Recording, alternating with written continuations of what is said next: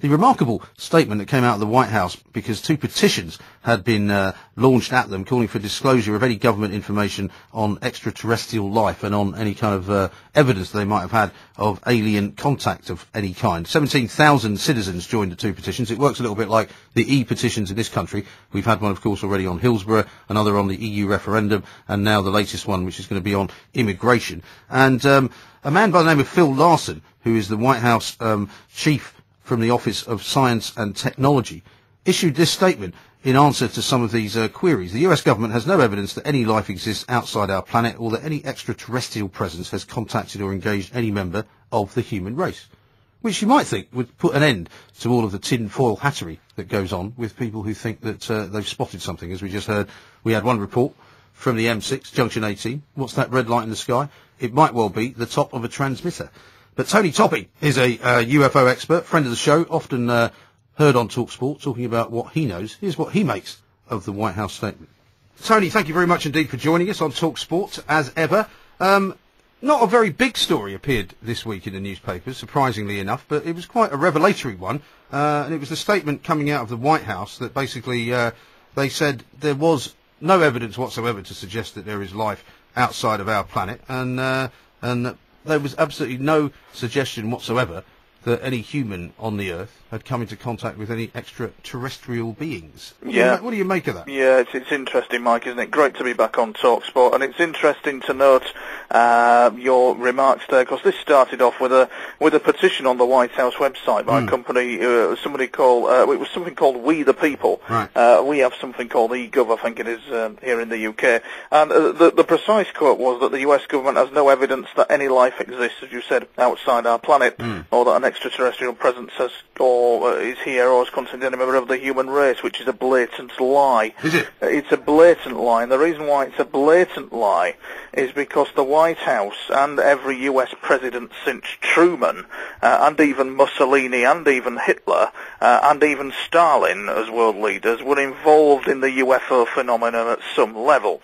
So, for example, President Truman in 1947, deeply alarmed by the crash at Roswell, where a disc landed at Roswell, New Mexico, formed various kind of executive orders and protocols and set up what the present intelligence structure of the United States we see today stems from Truman.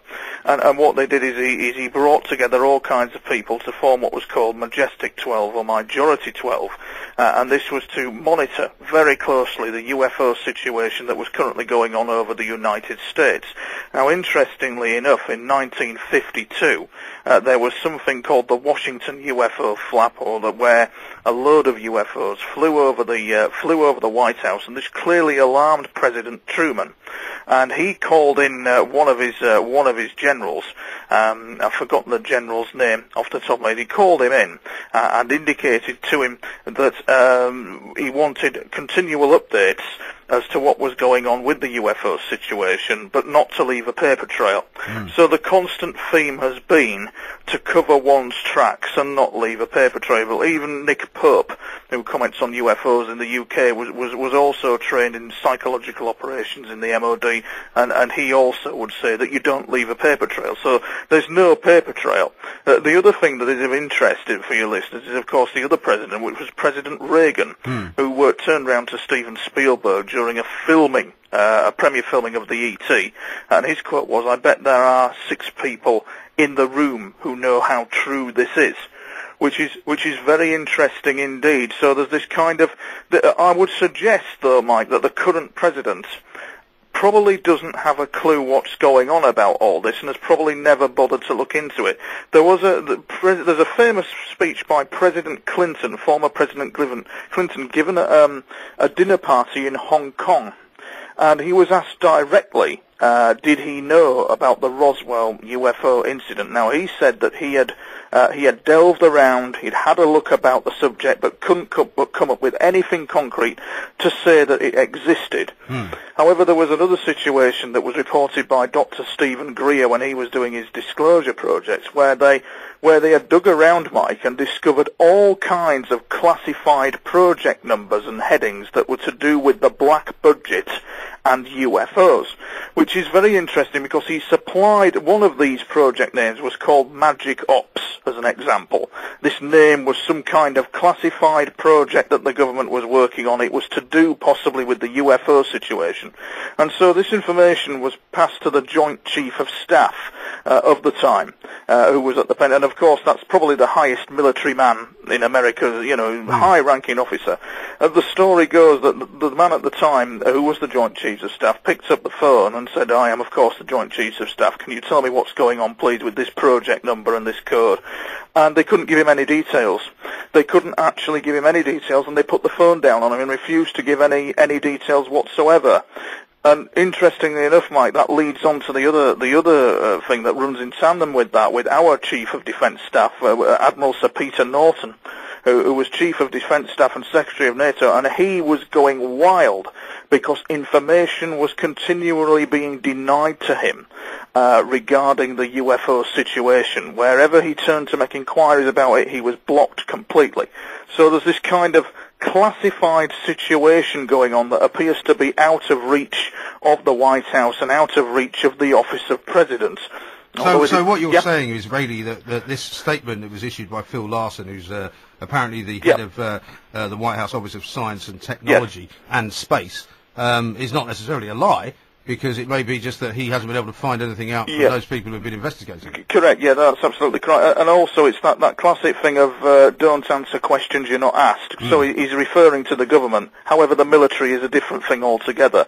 And it's interestingly enough, Mike, that during the time Truman was dealing with the 1950s UFO flap, and believe it or not, there was something called the UFO Air War of 1950, and it's documented as well, Mike, and I recommend a book called Shoot Them Down by Frank Fustration. It's all the documented stuff that went on in 1950.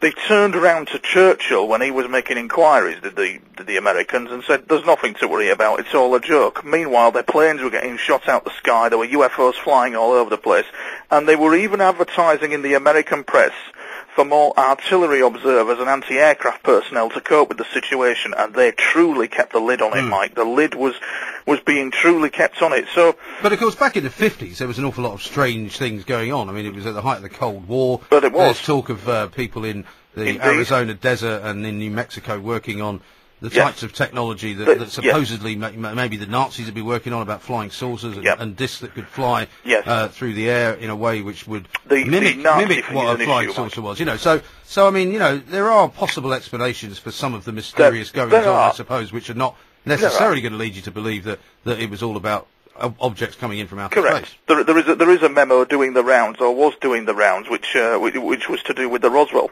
UFO incident, and it was a memo from the Air Force which hinted that after the war the Nazis were deploying advanced flying technology against America, because what happened was at the end of World War II, Mike, although all the German scientists came over to Britain and America under Operation Paperclip, their other scientific base escaped, and to this day is still at large. So there was a memo going round that was indicating there was a UFO phenomenon called ghost rockets, and the American Air Force was hinting that there's a possibility that this belonged to the Nazis that were still at large, and they were flying UFOs over the US, and that was considered classified once again. And it's as if the security infrastructure is in place to deny anyone, regardless of office or who they are, our Chief of Defence Staff, Peter Norton, and the Chief of Defence Staff in the US, for example, to deny them information about the UFO phenomenon and the existence of extraterrestrial intelligence. And I mean, there's been great hope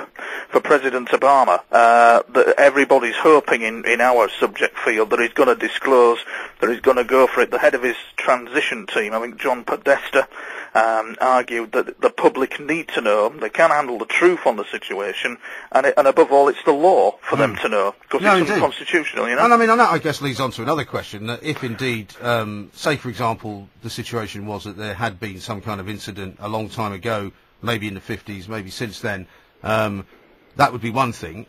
If there were evidence that of extraterrestrial life coming to Britain and coming to the UK or coming to the world at various points since then, presumably it's very hard to keep the lid on it, because you'd have to assume that lots of people would be coming into contact with these beings or these creatures, which doesn't appear to be the case, right? No, it doesn't. And what I can't fathom out about this is that the Western media in the 1980s, for example, and in the 1990s, and up to the present day, the Western media have kept the lid tight on the UFO phenomenon. They've not reported much of it, but by a strange twist of irony, at the height of the Cold War in 1980, TASS and Pravda were routinely reporting interactions with UFOs with their Soviet cosmonauts as a matter of course. Right. And it was the height of Brezhnev and the Politburo, and they were even having meetings about it and discussing it.